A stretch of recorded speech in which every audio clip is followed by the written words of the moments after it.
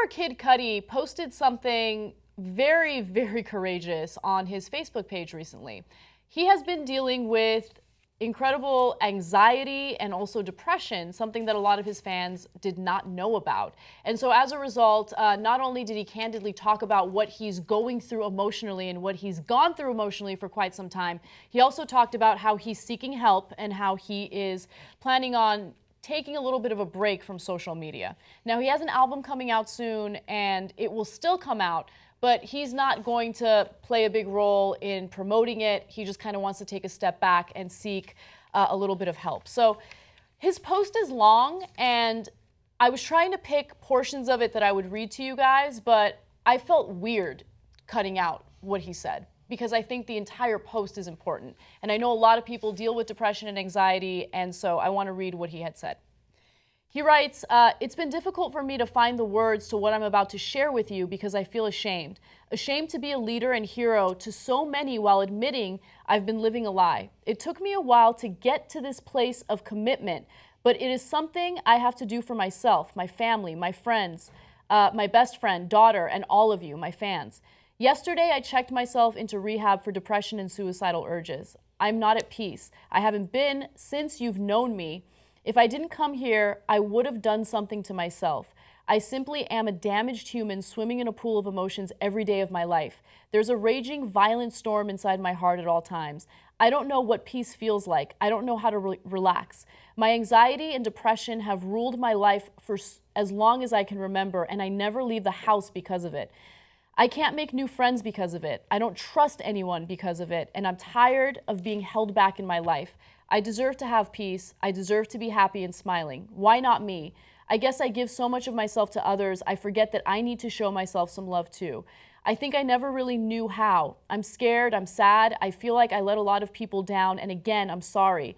It's time I fix me. I'm nervous, but I'm gonna get through this. Okay, I won't be around to promote much, but the good folks at Republic and my manager Dennis will inform you about the upcoming release, the music videos, album release date, etc. The album is still on the way. Promise, I wanted to square away all the business before I got here so I could focus on my recovery. Okay, I feel so bad for people going through depression because it's in your head. And so all the nonsense about like, oh, why don't you just cheer up? That doesn't make any sense. Yep. That's not how it works. And so this guy is famous, he is successful, presumably wealthy, but that's not how it works. Just because you have money or fame or any of these things that we would like doesn't necessarily make you happy. That's absolutely true. Yeah. And so it generally doesn't necessarily make you happy. And on top of that, if you have depression, it is what it is. I mean, look, I feel terrible for him. I hope he gets good help here and feels better. And I really don't know how that process works. But I have to confess that it made me feel a little relieved. And I don't know if that makes me a bad person for admitting that, but that I don't have that. Oh my God, it's so I've been kind of candid about like what I've been dealing with this year, and to be quite honest, like things have gotten a lot better. And it's interesting because when you're going through anxiety and depression, like what he said about, I don't want to go out, I want to stay home. Like that's so true. Like you hate being out of the house. You want to be home right after work as soon as possible. You also become like weirdly paranoid and you don't trust people. I don't know why that's one of the symptoms of depression and anxiety, but it is. And it starts to cripple you. You kind of lose sight of the good things in your life that you should be happy about and grateful for. So look, there's different types of depression. There are people who literally have a chemical imbalance in their brain. And then there are people who are just going through something in their life at that time that's leading them to feel the way that they do. But regardless of what type of depression he's suffering, I give him so much credit because not only is he a public figure, not only is he speaking out about what he's going through, even though there's a lot of stigma involved in having mental health issues. Is there still, I mean, yes, there is. Do people read this and then think like, ha ha, loser? What? I mean, do they really think that?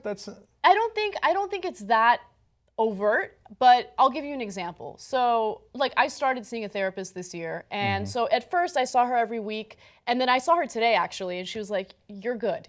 She's like, how about you see me next month? And Oh, wow. yeah, she's like, see me next She month. seems honest. That's She's weird. very honest, and she told me, she's like, we just need to see you for like maintenance to make sure everything's really cool, and then you're good, you're good. But going to therapy is what helped me, because I needed to talk out some stuff that I had pent up, right? So that was part of the thing. But I remember one of our friends, and he didn't mean it, like he didn't mean it in a negative way, but he like kind of jokingly talked about how people who go to therapy are crazy, you know? And it made me feel really embarrassed. Like, I was like, oh my God, people must think I'm crazy. Like, I felt shame for some reason. And then finally, I'm like, I don't feel shame. Like, come on. That's a pretty old school way of thinking. Yeah. Like back in the day, if you went to a therapist, people were like, whoa, crazy guy, woohoo, right? Now I feel like everybody's got a therapist. And look, I've got my own stereotypes about it. Here's who I thought went to therapists: white people. Okay, I feel like every white person is a therapist. Well, that's actually kind of true. So I'm going to get into some statistics, because him being a black man makes this even more powerful, because there's even more stigma among the black community when it comes to seeing a therapist. Okay, real quick though, my wife's a therapist, so I'm kidding around about, you know, like once you're good, you can go. Like her proudest moments are when somebody feels good enough that, you know, that they can go, and then they'll maybe check back in later, so she feels like yes, we got somewhere, but because of her, I realized no, it's not. Of course, not just white people who go to therapy. Yeah. There's Asians, Latinos, blacks, etc. But you're right that it is still a little bit more of a stigma in some different communities. Yeah, and so let me give you some of the stats on that.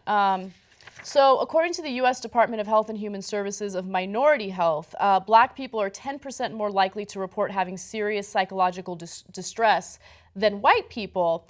But there's a stigma when it comes to black men talking about their mental health.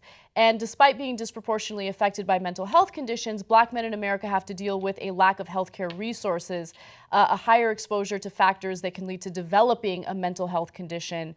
So not only is there that stigma, even if an individual is like, screw the stigma, I need help, they unfortunately don't have the same resources and the same support system that most people have in order to get the help that they need. And if black males think that people are out to get them, they might not be paranoid. That might actually be somewhat true based on the statistics. And look, I'm so old, I don't know what kind of music Kid Cudi does. I thought he was Kid Cudi. Okay, but if he's rapping and you're supposed to be tough, that's a whole nother layer of like, well, if you're tough, you don't go do this, which then of course reminds me of Trump the other day saying about people who have PTSD. I mean, you people in this room, you're strong, but some people are not as strong, and you know that. And so, no, it's not about strength, you knucklehead. The guy who really needs therapy is Trump, right? Yes. It's about, you know, if you got a chemical imbalance or the other things that are going on, get some help. If you had a broken ankle, you wouldn't be like, oh, I'm going to spit on it.